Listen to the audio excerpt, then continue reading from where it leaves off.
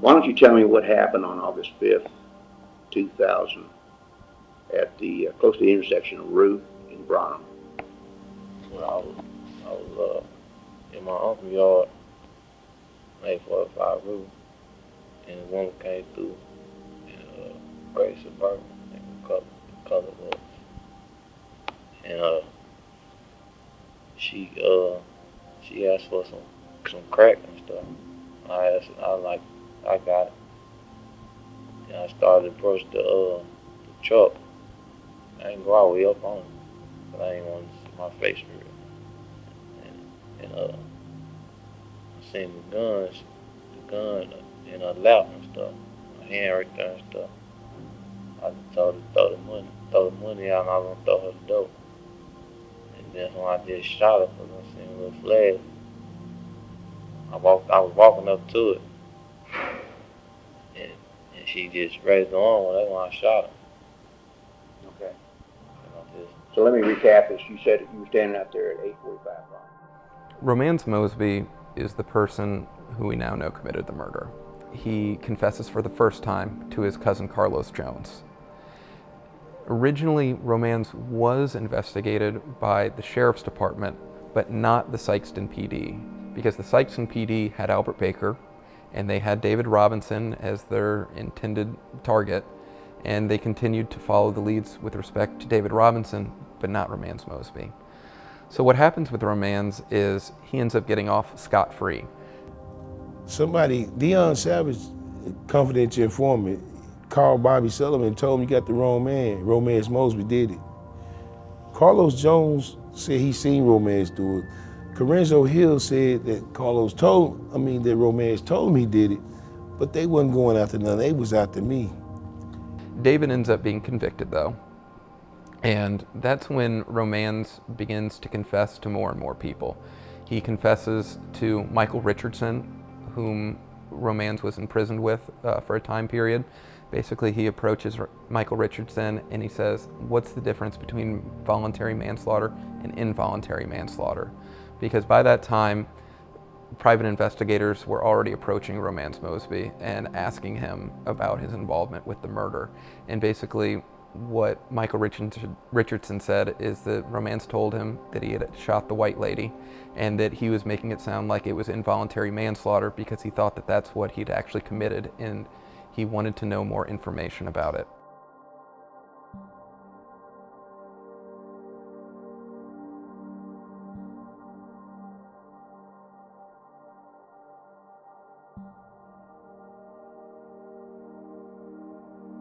In 2009, Kelvin Howard and Romance Mosby were both incarcerated together.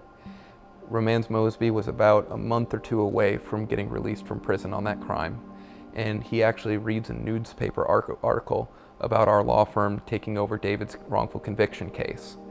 He reads the article in the prison library, and his stepfather testified that he grew sullen and upset and depressed, and he says to his stepfather that he wants to go for a walk in the yard.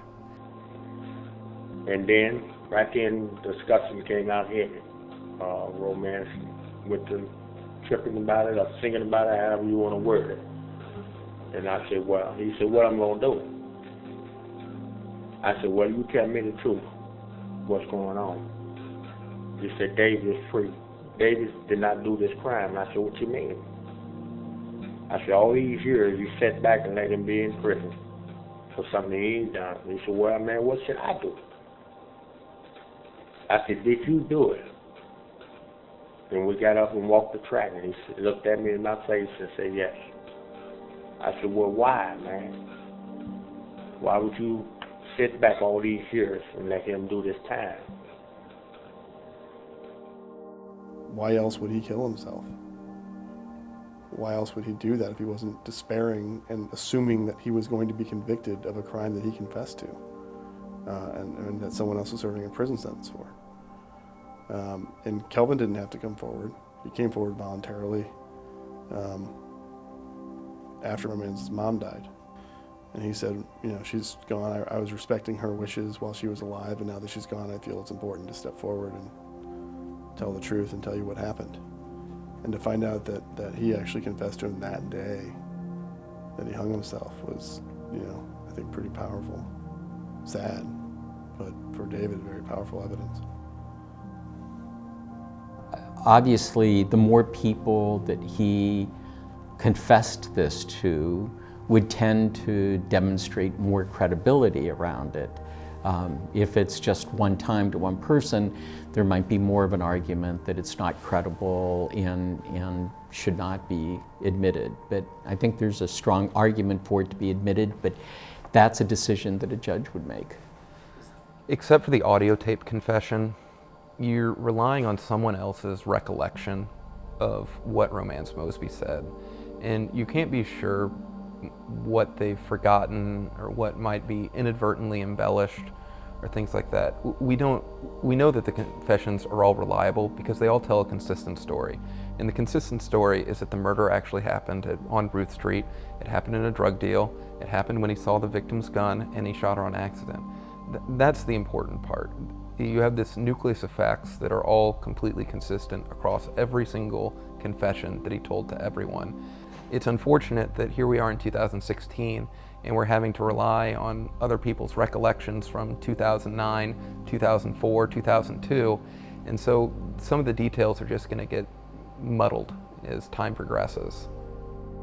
Statements of an individual that's against their own interest fits an exception to hearsay. So for example, if Mr. Robinson had confessed, even just to a police officer, not in writing, not under oath, but just if the police officer arresting him had Mirandized him and then said, do you have anything to say about this? And if he confessed to the murder, that police officer would be able to get on the stand. That's the same reason why the jailhouse snitches. They didn't have a court reporter in there. They didn't get a written statement from him. They didn't have him under oath. That fits the exception to hearsay.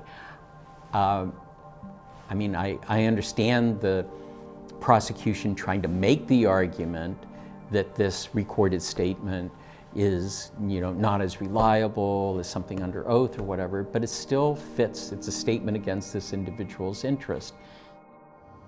Who in their right mind gonna confess to a murder they didn't do? Who in their right mind gonna hang themselves up there in Algoa prison 2 months short from going home after the Detective Blakely and them tell them if I get out, they're gonna charge him? And she would not want me to speak today about this. But I think it's the right thing to do at this time. It will ease my conscience. And maybe Romance can be able to rest in peace now.